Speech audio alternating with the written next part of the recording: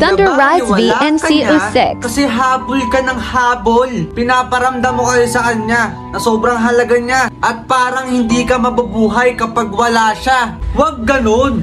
Ganito kasi yon. Kapag ang tao, binibaby mo, kahit na matanda na, may i-spoil pa rin yan. Subukan mong baliwalain. Subukan mo i-ignore. Subukan mo naman siya ang magabol sa'yo. Subukan mo naman siya maggawa ng way para makontak ka. Subukan mo lang kung kaya mo. Alam ko naman na kaya mo. Pero kung hindi siya hahanap ng paraan para makita at makontak ka, wag mo na rin siyang kontakin. Kasi ang ibig sabihin lang yan, hindi na siya interesado sa'yo. At ang gawin mo, mag-move on ka na. Total, nasubukan mo naman baliwalain ka, di ba?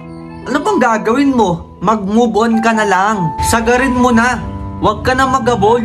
Tandaan mo, aso lang ang humahabol sa tao. At ngayon